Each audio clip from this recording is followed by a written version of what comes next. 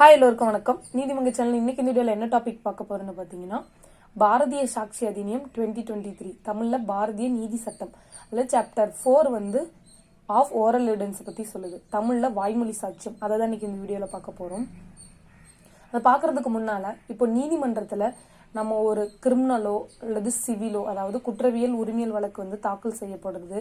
அந்த வழக்கு வந்து நடந்துட்டு இருக்குன்னா அந்த வழக்கை நிரூபிப்பதற்கு வந்து அடிப்படையாக என்ன தேவைன்னா எவிடன்ஸ் தான் தேவை. அந்த எவிடன்ஸ் வந்து டாக்குமெண்டாகவும் இருக்கலாம், அதே போல் இன் பர்சனாகவும் இருக்கலாம். ஓகேங்களா? அதை நம்ம ப்ரொடியூஸ் பண்ணுறதுனால தான் அந்த வழக்கை வந்து நம்ம ப்ரூவ் பண்ண முடியும். அப்போ தான் நம்மளுக்கு ஃபேவராக வரும். ஓகேங்களா? நம்ம எந்த அளவுக்கு ஒரு சாட்சியத்தை நிரூபிக்கிறோமோ நீதிமன்றத்தில் தாக்கல் செய்து அதன் அடிப்படையில் தான் வந்து தீர்வும் காணப்படும். ஓகேங்களா? அதில் வந்துட்டு ஓரல் எவிடன்ஸை பற்றி சாப்டர் 4 சொல்லுது. இப்போ வந்து எவிடன்ஸ் வந்து oral evidence, documentary evidence, hearsay evidence இப்படிலாம் சொல்லுவோம். ஓகேங்களா? இதெல்லாம் ஓரல் எவிடன்ஸை பற்றி தான் இந்த வீடியோவில் பார்க்க போகிறோம். செக்ஷன் 54 தான் பாரதிய சாட்சி அதிநியத்தில் வந்து ஓரல் எவிடன்ஸ் அப்படின்னா என்னங்கிறத பற்றி சொல்கிறாங்க. அதை எப்படி ப்ரூஃப் பண்ணலாங்கிறது செக்ஷன் 54 சொல்லுது. அதாவது பொருண்மையை வந்து வாய்மொழி சாட்சி மூலம் வந்து நிரூபிக்கலாம் அப்படின்னு சொல்கிறாங்க.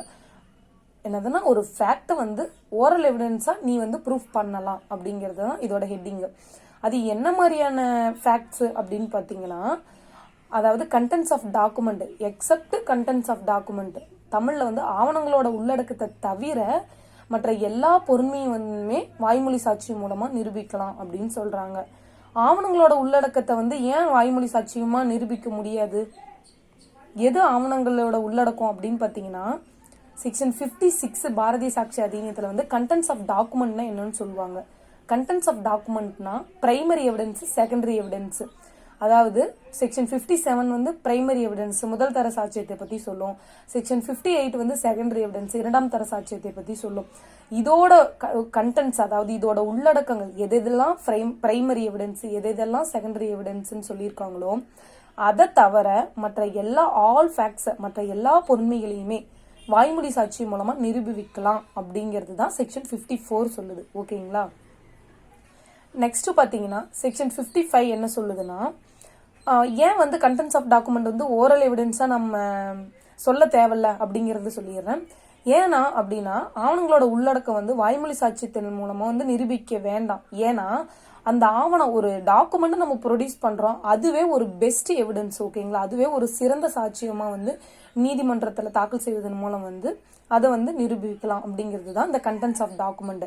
அதை வந்து ப்ரூஃப் பண்றதுக்கு நீ வந்து ஓரலா ஒரு எவிடன்ஸ் விடணும் அப்படிங்கிறது தான் இல்லை அப்படிங்கிறதா செக்ஷன் 54 சொல்லுது. நெக்ஸ்ட் பாத்தீங்கன்னா செக்ஷன் 55 அந்த ஓரல் எவிடன்ஸ் எப்படி இருக்கணும் அப்படின்னு பாத்தீங்கன்னா, ஓரல் எவிடன்ஸ் வந்து மஸ்ட் பி டைரக்ட், அதாவது வாய்மொழி சாட்சியம் வந்து நேரடியா இருக்கணும் அப்படிங்கறதா செக்ஷன் 55 சொல்லுது. ஓகேங்களா? என்னன்னா ஒரு பொறுமை இருக்கு, அப்போ நான் அதை பார்த்தேன், அந்த சம்பவம் நடந்ததோ இல்லை வந்து அந்த டாக்குமெண்ட்ல சைன் பண்ணதோ ஒரு நான் நேரடியா பார்த்தேன் அப்படிங்கிற ஒரு விஷயத்த நேரடியா நான் தான் பார்த்தேன் அப்படிங்கிறது தான் அப்படின்னு சொல்லணும் நீதிமன்றத்துல. நேரடியாக நீதிமன்றத்துல வந்து நான் வந்து அதை கேட்டேன், நான் தான் அதை காது வழியா என்னதுல கேட்டேன், அதை கேட்டேன் அப்படிங்கிறத நான் வந்து நேரடியா நீதிமன்றத்துல வந்து கேட்டேன் அப்படிங்கிற மாதிரி சொல்லணும். ஓகேங்களா? நெக்ஸ்ட் வந்து ஒரு பொறுமை வந்து பர்சியூடு பை சென்சஸ், அந்த புலன்களால உணர்ந்தேன் அப்படிங்கிறத தான் அதை வந்து உணர்ந்தேன் அப்படின்னு நீதிமன்றத்துல வந்து நேரடியா சொல்லணும். ஓகேங்களா? இதுதான் ஓரல் எவிடன்ஸ் மஸ்ட் பி டைரக்ட்னு செக்ஷன் 55 சொல்லுது. இதே செக்ஷன்ல ப்ரொவைடட் ஒரு என்ன சொல்லுது அப்படின்னு பார்த்தீங்கன்னா, தமிழ்ல வரம்புரை அப்படின்னு சொல்லுவோம். இப்போ ஃபார் எக்ஸாம்பிள் வந்துட்டு ஒரு வல்லுநரால் வந்து ஒரு கட்டுரை எழுதப்பட்டிருக்கு, இல்லது வந்து அந்த ஒரு நூலாசிரியர்ல ஒரு ஆய்வு நூல் வந்து எழுதப்பட்டிருக்கு, அது வந்து விற்பனைக்கு வைக்கப்படுது அப்படின்னா அவரோட கருத்துக்கு வந்து அடிப்படையா கொண்ட வந்து ஒரு ஆதாரத்தை வந்து ப்ரூஃப் பண்ணணும் அப்படிங்கிற பட்சத்துல அதை எழுதின அந்த வல்லுநர் வந்து இறந்துட்டாலோ அல்லது வந்து அவரை வந்து கண்டுபிடிக்க முடியாதபடி இருந்தாலோ அல்லது வந்துட்டு அவர் அந்த சாட்சி சொல்வதற்கு திறனற்றவரா இருக்கும் பொழுது அல்லது வந்துட்டு அவரை வரவழைக்க வந்து அதிக செலவாகும் அப்படிங்கிற பட்சத்துல என்ன பண்ணணும்னா அவர் எழுதின அந்த நூல் அந்த ஆய்வு நூலை தாக்கல் செய்வதன் மூலம் வந்துட்டு நம்ம வந்து நீதிமன்றத்துல வந்து ப்ரூஃப் பண்ணிக்கலாம். ஓகேங்களா? நெக்ஸ்ட் ஃபர்தர் ப்ரொவைட் கிளாஸ் 1 என்ன சொல்லுதுன்னா, இதே செக்ஷன் 55 கீழே வாய்மொழி சாட்சியம் வந்துட்டு ஒரு ஆவணமே அல்லாம ஒரு பொருளா இருக்கும் பொழுது, அதாவது மெட்டீரியல் திங், ஒரு பொருளோட உண்மையை வந்து ப்ரூஃப் பண்ணணும் அப்படின்னு இருக்கப்ப என்ன பண்ணுனா கோர்ட் வந்து நினைச்சாங்கன்னா அந்த மெட்டீரியல் திங்கை வந்து கோர்ட் இன்ஸ்பெக்ஷனுக்கு வந்து அந்த பொருளை வந்து நீங்க தாக்கல் செய்யுங்க அப்படின்னு வந்து நீதிமன்றம் வந்து கேட்கலாம். ஓகேங்களா. ஓரல் எவிடன்ஸ் வந்து மஸ்ட் பி டைரக்ட்னா நம்ம நேரடியா ஒரு சம்பவம் நடந்ததையோ பார்த்ததையோ கேட்டதையோ உணர்ந்ததையோ நேரடியா சொல்லணும். அதே போல அது வந்து ஒரு மெட்டீரியல் திங் பத்தி இருந்தது, ஒரு பொருண்மை பற்றி இருக்கு அப்படின்னா அது வந்து நீதிமன்றம் வந்து தாக்கல் செய்யுங்கன்னு கேட்கலாம்.